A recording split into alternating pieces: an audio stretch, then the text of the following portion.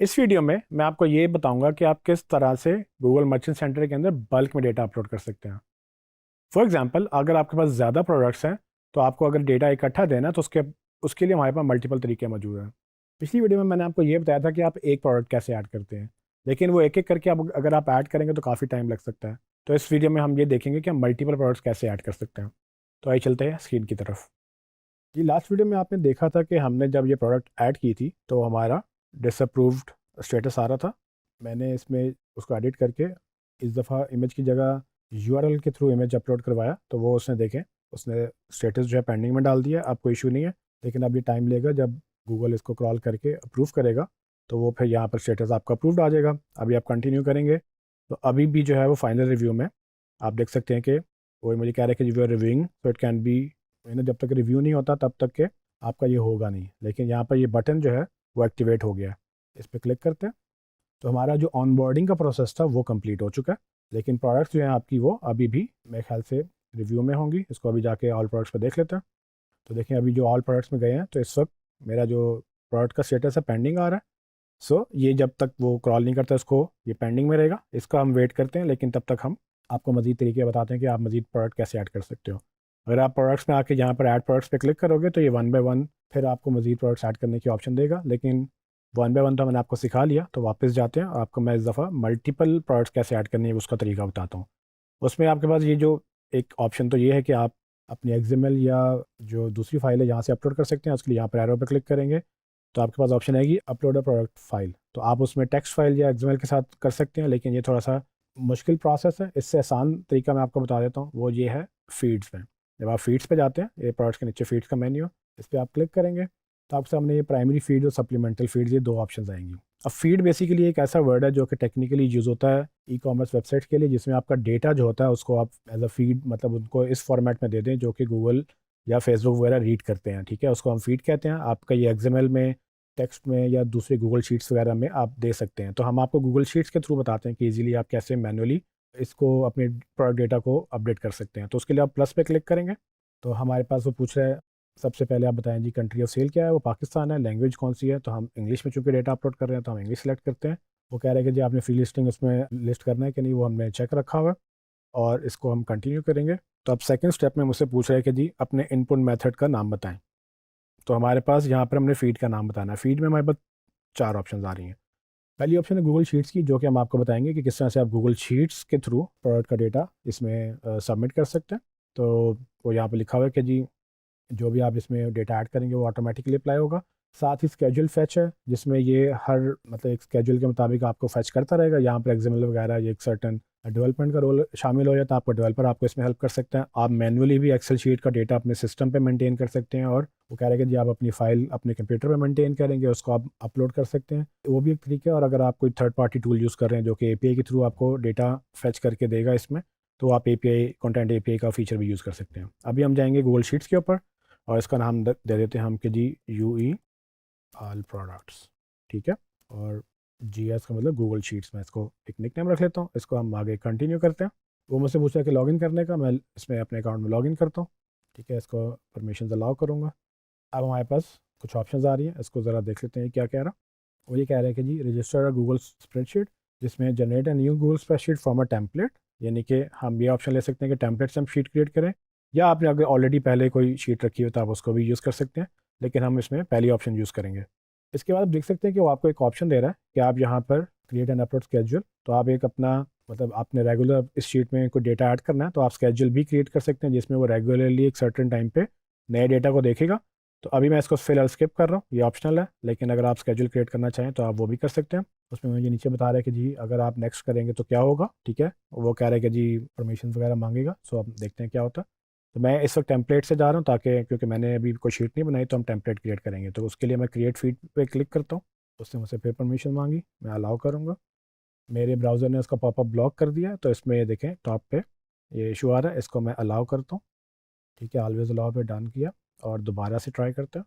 ये आप देख सकते हैं कि मैंने जब पॉपअप अलाउ किया तो उसने इस दफ़ा उसको पूरा प्रोसेस कंप्लीट करके वापस अब मुझे फीड्स के पेज पे ले आया, और यहाँ पर मुझे वो बता रहा है कि जी मैं इस वक्त कौन से फीड पे हूँ। जो मैंने गूगल शीट वाले फीड्स पे था उस पर क्लिक किया तो अब उसमें प्रोसेसिंग के टैब पे मौजूद हूँ। इसमें मेरे पास दो ऑप्शन हैं। कह रहे हैं कि जी फैच नाउ, यानी कि जो डेटा वहाँ पर है वो आप उसको फैच कर सकते हैं, या फिर आप एक्सेस गूगल शीट पे क्लिक करके आप शीट के ऊपर भी जा सकते हैं। जी ट्रेनिस, तो आपने देखा कि किस तरह से आप एक फीड क्रिएट करते हैं जिसमें आप मल्टीपल प्रोडक्ट्स को ऐड कर सकते हैं। अब वो डेटा ऐड करने के लिए हमें कुछ स्पेसिफिक फॉर्मेट फॉलो करना है। उसके लिए मैं आपको ये बताऊंगा कि आप किस तरह से जो डेटा है वो गूगल के हेल्प आर्टिकल से आप देख कर उसको अपने डेटा को फॉर्मेट करेंगे और बाद में हम उसको फैच भी करेंगे। तो आइए चलते हैं स्क्रीन की तरफ। मर्चेंट सेंटर में बल्क में डेटा अपलोड करने के लिए आप इस शीट को फिल कर सकते हैं, लेकिन इसमें कुछ इंस्ट्रक्शन लिखी गई हैं, आपको इसको ध्यान से पढ़ना होता है। इसमें यह बताया गया है कि आपको एक सर्टेन फॉर्मेट के अकॉर्डिंगली आपको ये डेटा फिल करना है। तो उसके लिए हेल्प लिखी गई, हेल्प के आर्टिकल्स दिए गए हैं, प्रोडक्ट फीड स्पेसिफिकेशन और उसके बाद ये डेटा फीड इंस्ट्रक्शंस का। तो आप इन दोनों को ओपन करेंगे लिंक को, जब आप इस पर क्लिक करते हैं तो एक लिंक आपको मिलेगा, इस पर आप क्लिक करेंगे तो आपका एक लिंक ये ओपन हो जाएगा प्रोडक्ट डेटा स्पेसिफिकेशन का, और दूसरा लिंक आपके पास ये वाला आ जाएगा। इसमें लिखा है कि प्रोडक्ट डेटा गूगल शीट में कैसे आपने ऐड करना है। अब स्पेसिफिकेशन में क्या बता रहा है, जब आप प्रोडक्ट डेटा स्पेसिफिकेशन में जाते हैं तो आप नीचे स्क्रॉल करेंगे, आप सारा पढ़ सकते हैं, लेकिन इसमें मैं आपको ज़रा इंपॉर्टेंट चीज़ें पहले बता देता हूँ कि आपका एक टेबल बनाया है उन्होंने कि आपका इस तरह से एट्रीब्यूट क्या है जी, आईडी है। आईडी में क्या रिक्वायर्ड है कि जी आपके जो प्रोडक्ट का आईडी है आप वो ऐड कर लेंगे यहाँ पर, ठीक है। जिस तरह से एग्जांपल लिखी हुई है, एग्जांपल में आपको बता रहा है कि जी 50 कैरेक्टर्स में आप मैक्सिमम इसको दे सकते हैं। फिर नीचे जाएंगे आप तो अगले में बता रहा है टाइटल कैसा होगा। टाइटल में कह रहा है कि जी आपके प्रोडक्ट का नाम होगा, और उसमें आप एक एग्जाम्पल दे दिए उसने, उसमें आपको लेंथ बता दिए 150 से ऊपर ये नहीं जा सकता। उसके बाद नीचे आ जाएँ तो आपको इसी तरह से डिस्क्रिप्शन का बता रहा है कि ये आपकी प्रोडक्ट की डिस्क्रिप्शन है, उसमें एक सैम्पल दे दिया उन्होंने, उसमें 5000 करेक्टर्स की बात बताई है कि 5000 करेक्टर से ये लेंथी नहीं होना चाहिए, और ये रिक्वायर्ड है। जहाँ जहाँ ये रिक्वायर्ड लिखा है वो इन्फॉर्मेशन आपने लाजमी डालनी है। कुछ चीज़ें रिक्वायर्ड नहीं होती तो वो आप उसको स्किप भी कर सकते हैं। लिंक में ये भी रिक्वायर्ड है, उसका फॉर्मेट दे दिया, ये आपका एक्चुअल प्रोडक्ट का लिंक होगा। और उसके बाद ये साथ ही आपका इमेज का लिंक है, जब आपने इमेज अपलोड करना है वो कहीं ना कहीं पड़ा हुआ होगा आपकी वेबसाइट पे, तो उसका लिंक आपने यहाँ लगाना है, और इसी तरह से आप आगे चलते जाएंगे। तो अभी मैं आपके सामने इसको फिल करता हूँ।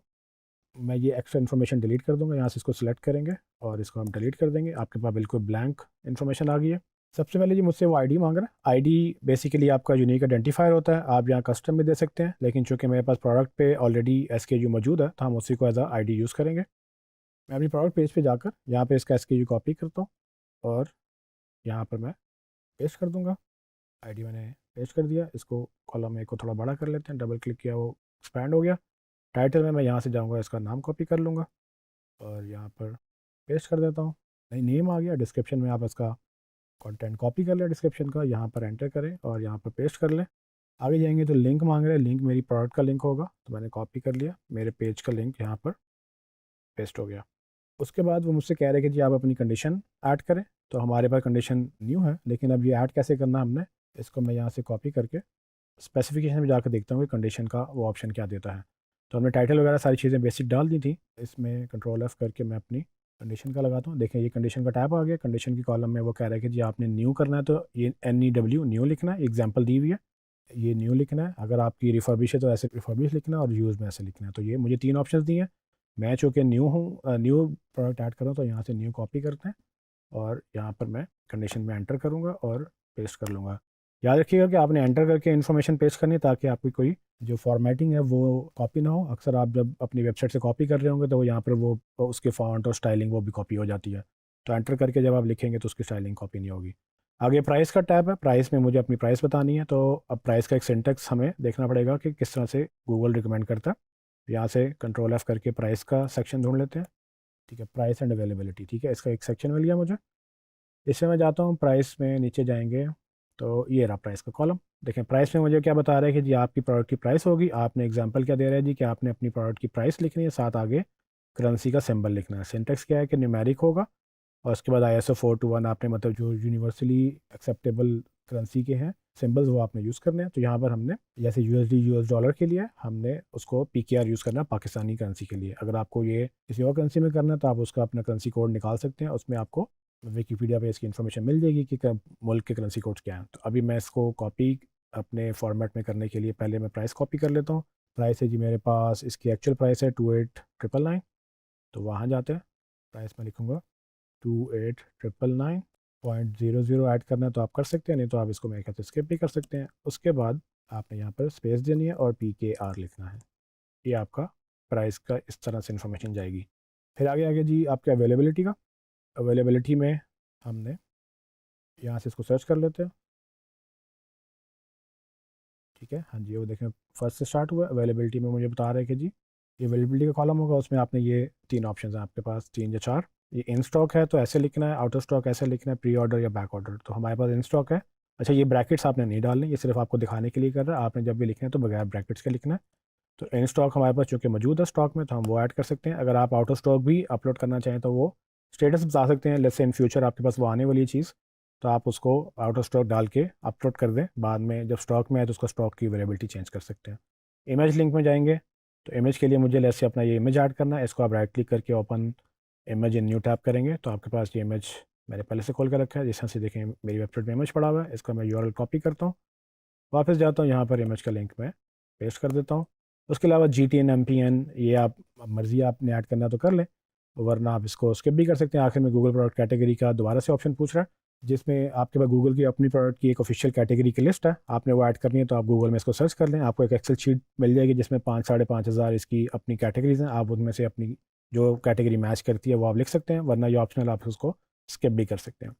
अच्छा, अब इसमें एक इंपॉर्टेंट बात यह है कि मैंने चूँकि प्राइस ऑफिशियल डाली है, मैंने सेल प्राइस भी तो डालनी थी, क्योंकि मेरी प्रोडक्ट ये सेल पे लगी हुई है और उसकी प्राइस है जी 25699। तो उसको हम कैसे ऐड करेंगे? इसके लिए हम प्रोडक्ट स्पेसिफिकेशन में जाते हैं और यहाँ पर हम देखते हैं कि हमारे पास सेल प्राइस क्या कहता है। ये प्राइस का टैब था, प्राइस के नीचे देखें ये सेल प्राइस का ऑप्शन है। अब वो कह रहा है सेल प्राइस अगर आपने बतानी है, ये ऑप्शनल है, हमें ज़रूरी नहीं है, लेकिन चूँकि हमने लगाई हुई है तो हम चाहते हैं इसको ऐड करें। तो सेल प्राइस के लिए मुझे ये सेल प्राइस ऐसे लिखना है। इसको राइट क्लिक करके मैं कॉपी कर लेता हूँ। अब मैं यहाँ पर कहाँ पर ऐड करूँ, तो हम एक नया कॉलम भी ऐड कर सकते हैं। तो प्राइस के साथ ही लेट्स से मैं यहाँ पर जी कॉलम पे क्लिक करता हूँ, राइट क्लिक करके इसमें इंसर्ट 1 कॉलम लेफ़्ट, ये मैं करता हूँ। तो देखें एक कॉलम ऐड हो गया, वो एच बन गया और जी पे एक नया कॉलम आ गया। यहाँ पर मैं इसको एंटर करके इसकी मैं हेडिंग दूंगा सेल प्राइस की, बाकी एक्स्ट्रा चीज़ें डिलीट कर देंगे और ये ऐसे सेल प्राइस लिखा जाएगा। और प्राइस का सिंटेक्स वही होगा जो हमने पहले रेगुलर प्राइस का डाला था। तो सेल प्राइस का सिंटेक्स भी वही, हमने 15 USD इसी तरह से लिखना है। तो इसको मैं क्या करता हूँ, पहले वाले कॉपी करके यहाँ पर पेस्ट करता हूँ, लेकिन एक्चुअल मेरी सेल प्राइस क्या है जी 25699। तो इसको हम एंटर करते हैं और इसके बाद 25699 इसको एडिट करके, तो अब जब गूगल में आप इसको फैच करेंगे तो ये प्राइस, एक्चुअल प्राइस और सेल प्राइस, ये दोनों वहाँ पर फैच हो जाएंगी। सो ये तो मैंने एक प्रोडक्ट ऐड कर ली। अगर आप चाहें तो आप एक्स्ट्रा इन्फॉर्मेशन कॉलम डिलीट भी कर सकते हैं। अभी हम इसको ऐसे ही छोड़ रहे हैं। तो अब आपने इसी तरह से अपनी जो इन्फॉर्मेशन है वो आपने कॉपी करते जाना, जितनी प्रोडक्ट्स हैं। तो मैं आपके सामने लेट्स से 1 2 3 4 मैं मतलब कॉपी कर रहा हूँ। ये चूँकि मैं इसको कॉपी कर रहा हूँ, ये तो डुप्लीकेट होगी, तो आपने एक प्रोडक्ट एक दफ़ा ही डालनी है। सर दिखाने का मकसद ये है कि आप इसको मल्टीपल जब प्रोडक्ट्स डालेंगे तो आपकी शीट कैसे ग्रो करेगी, ठीक है। सो आप इसको थोड़ा सा मैं चेंज कर रहा हूँ ताकि मैं इसको इंपोर्ट कर लूँ। तो अभी मैं क्विकली चीज़ें थोड़ी सी चेंज करके आपको फैच करके दिखाता हूँ कि ये कैसे आप इंपोर्ट कर सकते हो। जी चेंजेस तो आप देख सकते हैं कि मैंने थोड़ी बहुत चेंजेस की है। मैंने आईडी थोड़ा यूनिक कर दिया, हर एक में मैंने एक एक नंबर डिफरेंट कर दिया। फिर मैंने टाइटल भी 11 12 13 14 15 कर दिया। इसकी डिस्क्रिप्शन मैंने सेम रखी, लिंक भी सेम रखा है, कंडीशन भी। प्राइस मैंने चेंज कर दी, सेल प्राइस चेंज कर दी, स्टॉक में अवेलेबल है और लिंक्स वही हैं इमेज के। तो जस्ट आपको ये बता रहा हूँ कि किस तरह से आपका ये डेटा बढ़ता चला जाएगा। आपके 1000 2000 10,000 जितनी प्रोडक्ट्स हैं, आपने ऐसे इसको ऐड करना है और ऑफ कोर्स आपने एक्चुअल इन्फॉर्मेशन डालनी है। अगर आपकी इन्फॉर्मेशन गलत होगी तो उसको वो रिजेक्ट कर देगा। तो ये Google merchant centre actually verify करता है आपकी इन्फॉर्मेशन। तो आपने मेक श्योर करना आपकी जितनी भी इन्फॉर्मेशन है वो एक्चुअल होनी चाहिए। तो जब आप ये शीट रेडी कर लें तो उसके बाद आप अपने मर्चेंट सेंटर पर जाएँ, वहाँ पर प्रोसेसिंग में ये जो अपने फीड के नीचे प्रोसेसिंग में जाना है, तो इस दफ़ा आपने यहाँ पे इसको फैच नाउ करना है। तो अब चूँकि मैंने शीट बना ली है, अपडेट कर लिए, इसको फैच करते हैं। तो आप देख सकते हैं जैसे मैंने इसको फैच किया तो उसने मुझे बता दिया कि जी फाइल कब अपलोड हुई है। उसने डेट और टाइम बता दिया और मुझे ये बता रहा है कि जो फाइल इज़ बीइंग प्रोसेस। इसका मतलब ये है कि वो वहाँ से डेटा फैच कर रहा है। जब ये फैचिंग पूरी कर लेगा तो यहाँ पर आपको वो लिस्ट कर देगा कि उसने क्या डेटा प्रोसेस किया। जी ट्रेनिस, जब ये आपका फीड फैच कर लेगा तो आप वो बता रहे हैं कि जी फीड सेटअप प्रॉपरली हो चुका है। उसमें जो है ये देखिए नीचे बता रहा है कि जी आपकी प्रोसेसिंग रिपोर्ट है, 5 आइटम्स उसने फैच कर ली हैं। उसमें यहाँ पर सारे एट्रीब्यूट्स जो हैं वो भी उसने सारे प्रॉपरली पिक कर लिए हैं। अब हम जाके प्रोडक्ट्स में देखते हैं कि यहाँ पे क्या नज़र आ रहा है। तो आप देख सकते हैं कि जी उसने डिफरेंट प्रोडक्ट्स जो मैंने ऐड की थी मल्टीपल, वो फैच कर ली हैं और सारी अब पेंडिंग रिव्यू में चली गई। जैसे ये अप्रूव होंगी उसके बाद ये यहाँ पर लाइव हो जाएंगी। जी मैं आपको गूगल मर्चेंट सेंटर के अंदर अकाउंट एक्सेस की मैनेजमेंट के बारे में बताऊंगा। अगर आपने किसी क्लाइंट के अकाउंट में एक्सेस लेनी है या आपने अपने अकाउंट में किसी को एक्सेस देनी है तो उसके लिए आपको इसकी ज़रूरत पड़ेगी। तो उसके लिए आइए चलते हैं स्क्रीन की तरफ। अकाउंट एक्सेस मैनेज करने के लिए आप इधर सेटिंग से बटन पे जाएंगे और अकाउंट एक्सेस के इस मेन्यू पर क्लिक करेंगे। मैंने ऑलरेडी क्लिक करके रखा हुआ है, तो यहाँ पर आप देख सकते हैं कि पेज ओपन है अकाउंट एक्सेस का। इसमें आपके पास दो ऑप्शन आ रही हैं, एक में आप यूज़र को ऐड कर सकते हैं, दूसरे में आप सिर्फ ईमेल कॉन्टैक्ट्स ऐड कर सकते हैं। दोनों में फ़र्क ये है कि यूज़र्स को जब आप ऐड करेंगे ये गूगल अकाउंट होना लाजमी है और ये आपका स्टोर मैनेज कर सकेगा जो भी आप इसका रोल असाइन करेंगे। जबकि ईमेल कॉन्टैक्ट्स वो कॉन्टैक्ट्स होते हैं जिनको सिर्फ ईमेल अलर्ट्स जा सकेंगे, वो कुछ और नहीं कर सकेंगे। तो अभी हम यूज़र ऐड करते हैं। एक यूज़र ऐड करने के लिए मैं ऐड यूज़र पर क्लिक करूँगा, तो यहाँ पर मुझे एक गूगल अकाउंट का एड्रेस देना पड़ेगा नॉर्मली, जो कि जीमेल अकाउंट होता है। तो अगर कोई दूसरा अकाउंट भी है तो उसको गूगल अकाउंट से लिंक होना लाजमी है। तो अभी मैं यहाँ पर एक ईमेल एड्रेस लिखूँगा और उसके बाद उसको एक्सेस भेजूँगा। जी मैंने एक ईमेल ऐड किया, ऐड यूज़र पे क्लिक करता हूँ। तो आप देख सकते हैं कि उसने मुझसे ये पूछ लिया कि जी आपने इसको क्या एक्सेस देनी है, स्टैंडर्ड एक्सेस, रिपोर्टिंग मैनेजर या एडमिन। एडमिन सब कुछ कर सकेगा और यूज़र भी डिलीट कर सकेगा। सो आपने सोच समझ के एक्सेस देनी है। आप सिर्फ उन लोगों को एडमिन एक्सेस दें जिनको ज़रूरत है। बाकी आप स्टैंडर्ड एक्सेस दे सकते हैं। स्टैंडर्ड एक्सेस में वो सब कुछ कर सकते हैं, लेकिन उसमें कुछ चीज़ें नहीं कर सकेंगे जिसमें यूज़र मैनेजमेंट है। अगर आपको मैं इसमें दिखाऊं तो स्टैंडर्ड के अंदर ये ऑप्शन में लिखा हुआ है कि जी वो मर्चेंट सेंटर प्रोग्राम्स के टैब को एक्सेस नहीं कर सकेंगे। और इसके अलावा जो है रिपोर्टिंग मैनेजर भी आप असाइन कर सकते हैं, जिसमें सिर्फ लोग जो है परफॉर्मेंस रिपोर्टिंग के लिए या वो अपडेट वगैरह करना, उसमें रिपोर्ट्स के डैशबोर्ड्स वगैरह वो एक्सेस कर सकते हैं। आगे जाके देखेंगे तो नोटिफिकेशन को किस तरह के जाने चाहिए वो आप इनेबल कर दें। जब आप ये तसल्ली कर लें अपनी, आपने एक्सेस और नोटिफिकेशन प्रॉपरली इनेबल कर लिए हैं, तो उसके बाद आप ऐड यूज़र पर क्लिक करें। तो यहाँ पर आपको वो लिस्ट कर देगा जो भी ईमेल आपने जिसको ऐड किया, उसका रोल, उसके एट्रीब्यूट्स वगैरह और उसके बाद उसकी स्टेटस के वो एक्सेप्ट किया है या नहीं। तो जैसे ही वो एक्सेप्ट करेगा जहाँ पर आपके पास उसका वेरीफाइड स्टेटस या अप्रूव स्टेटस आ जाएगा। जी ट्रेनिस, तो आपने देखा कि किस तरह से आप अपने अकाउंट की एक्सेस मैनेजमेंट कर सकते हैं। आगे चल के आपको मैं शॉपिंग एड्स के बारे में बताऊंगा। इस वीडियो में मैं आपको गूगल के ऊपर शॉपिंग एड्स क्रिएट करना सिखाऊंगा। शॉपिंग एड्स क्रिएट करने के लिए पहले हमें गूगल मर्चेंट सेंटर का अकाउंट चाहिए होता है। अब चूंकि हमने वो अकाउंट बना लिया, तो अब हम गूगल शॉपिंग एड्स के लिए एलिजिबल हैं और उसका तरीका मैं आपको इस वीडियो में बताऊँगा। तो उसके लिए आइए चलते हैं स्क्रीन की तरफ। गूगल में शॉपिंग एड्स क्रिएट करने के लिए आप मर्चेंट सेंटर से भी जा सकते हैं। मैं इसके होम पेज पे जाता हूँ, तो यहाँ पर आप देखें मुझे एक नोटिस दिखा रहा है कि आप शॉपिंग एड्स स्टार्ट करें। तो मैं यहीं से गेट स्टार्टेड पे क्लिक करता हूँ।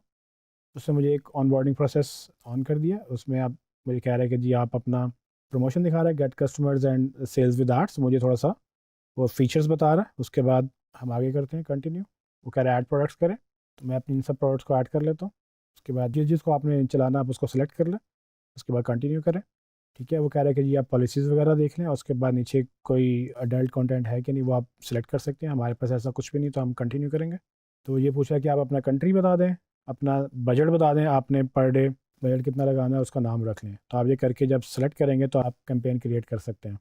ये तो एक तरीका मैंने आपको बताया। इसमें जब आप ये बटन क्लिक करेंगे तो ये कैंपेन क्रिएट हो जाएगी, लेकिन मैं आपको अब गूगल एड्स से ये कैंपेन कैसे क्रिएट करनी है वो भी दिखाता हूँ। तो उसके लिए मैं गूगल एड्स अकाउंट में जाऊँगा। मैं गूगल एड्स में आके न्यू कैंपेन पे क्लिक करता हूँ। तो यहाँ पर आपको हमने बताया था कि आप अपना ऑब्जेक्टिव सेट करते हैं। तो मैं सेल्स का ऑब्जेक्टिव सेट करूँगा क्योंकि मेरे पास अब शॉपिंग प्रोडक्ट्स हैं, तो मैं चाहता हूँ कि उसमें हम शॉपिंग की कैंपेन चलाएँ। तो सेल्स में जाके हम शॉपिंग को सिलेक्ट करेंगे। यहाँ पर शॉपिंग का ऑप्शन है। उसमें कह रहे हैं कि जब परफॉर्मेंस मैक्स के एड्स रन करें, ये एक नया फॉर्मेट है इनका, इसको अभी हम स्किप करेंगे। हम शॉपिंग एड्स जो है कंटिन्यू विद शॉपिंग एड, इस पर क्लिक करेंगे तो नीचे आएगा। तो आप देख सकते हैं कि उसने सबसे पहले कह रहा है कि जी अपनी जो मर्चेंट सेंटर है वो लिंक करें। हमारा पहले से ही हमने लिंक किया हुआ था, तो वो नज़र आ रहा है यू इलेक्ट्रॉनिक्स। और उसके बाद कह रहे हैं कि जी आप select the country where the products are sold, मतलब जहाँ पर आपने बेचनी चीज़ें उसका नाम लिखें कंट्री का। तो मैंने पाकिस्तान यहाँ से सेलेक्ट किया। और इसके बाद नीचे स्मार्ट शॉपिंग कैंपेन नहीं, हम एक्चुअली मैनुअल चलाएंगे, तो उसको हम खुद बताएंगे हमने क्या सेटिंग्स रखनी है। उसके लिए स्टैंडर्ड शॉपिंग कैंपेन हमने सेलेक्ट की और अब कंटिन्यू पर क्लिक करेंगे। अब यहाँ पर ऑलमोस्ट सिमिलर उसी तरह का प्रोसीजर है जैसे हमने पहले डिफरेंट एड्स क्रिएट किए गूगल पे। तो इसमें सबसे पहले नाम देंगे हम। मैंने शॉपिंग एड 01 नाम रख लिया। इसमें एडिशनल सेटिंग में जाएंगे तो आप इन्वेंट्री फ़िल्टर कर सकते हैं। यानी कि आपने अगर प्रोडक्ट्स फ़िल्टर करनी है कि किस तरह के आपने प्रोडक्ट्स को ऐड में चलाना, तो आप यहाँ से फ़िल्टर लगा सकते हैं। आपके पास यहाँ पर ब्रांड, कैटेगरी, आइटम आईडी वगैरह, कंडीशन वगैरह आप उसमें से चूज़ कर सकते हैं। जैसे कि जब आप प्रोडक्ट ऐड करते हैं उनमें आप ये फीचर्स उसमें ऐड करते हो। कंडीशन फॉर एग्जांपल मैं चाहता हूँ कि जितने भी नए मेरी प्रोडक्ट्स हैं सबका ऐड चले, जिसकी कंडीशन न्यू है, तो उसको कंडीशन आप सेलेक्ट करें। इस आगे देखिए आगे वैल्यू बता देगा कि आपने किसकी सिलेक्ट करनी है। तो आप जो भी सिलेक्ट करेंगे उसमें उसको फ़िल्टर कर लेंगे। अभी हम कोई फ़िल्टर नहीं लगाएंगे, इसलिए हम चाहते हैं कि सारी प्रोडक्ट्स पे ऐड चले, तो उसके लिए नो फ़िल्टर मैं रखूँगा। एक चीज़ का आपने ध्यान रखना है कि जब तक आपकी प्रोडक्ट्स अप्रूव नहीं होंगी तब तक आपके एड्स रन नहीं होंगे। तो अभी हमने जैसे कंडीशन मैंने सेलेक्ट की, जितनी भी मेरी न्यू प्रोडक्ट्स हैं तो उसमें नो प्रोडक्ट्स दिखा रहा है। इसको मैं सेलेक्ट भी कर लूँगा तो अभी वो कोई प्रोडक्ट्स मुझे नहीं दिखाएगा। लेकिन जब आपके एक्चुअल प्रोडक्ट्स लाइव हो जाएंगी तो यहाँ पर ऑफ कोर्स आपको क्वांटिटी प्रोडक्ट की बताएगा। तो अभी हम इसको नो फिल्टर करके आगे चलते हैं। लोकल प्रोडक्ट्स उन लोगों के लिए जिस कंट्री में लोकल प्रोडक्ट्स की फीचर ऑन है, तो वो हमारे पास चूँकि पाकिस्तान में नहीं है तो इसको हम अभी ऐसे ही छोड़ देंगे। कैंपेन यूआरएल ऑप्शन ये एडवांस फीचर है, इसको अभी हम नहीं छेड़ेंगे। बिडिंग के ऊपर जाएंगे तो आपने यहाँ पर बिडिंग डिसाइड करनी है कि आपने ज़्यादा सीपीसी मैनुअली देना है या मैक्सिमाइज क्लिक्स करने हैं। तो मैं चाहूँगा कि मैं अपने मैक्सिमम क्लिक्स लूँ। उसके लिए जैसे मैंने सेलेक्ट किया तो आप यहाँ पर, जैसे कि आपको पता है कि हम मैक्स सीपीसी सेट करते हैं, तो मैं आप बताऊँगा कि जी मुझे 20 रुपये से ज़्यादा क्लिक किसी प्रोडक्ट पे या नहीं चाहिए। उसके बाद बजट है तो वो भी मैं अपना पर डे बजट बता देता हूँ, जी मैंने 1000 पर डे स्पेंड करना है। कैंपेन प्रायोरिटी, इसकी ज़रूरत आपको तब पड़ती है जब आप एक ही, मतलब आपकी जब सिमिलर प्रोडक्ट्स मल्टीपल कैंपेन में चल रही होती हैं, तब आप कैंपेन प्रायोरिटी बताते हैं कि कौन सी कैंपेन की ज़्यादा प्रायोरिटी है। अभी चूँकि हम एक ही कैंपेन क्रिएट कर रहे हैं तो हम अभी डिफ़ॉल्ट लेके चल रहे हैं, लेकिन अगर आप मल्टीपल कैंपेन्स क्रिएट करें तो आप हर कैंपेन की प्रायोरिटी जरूर सेट करें।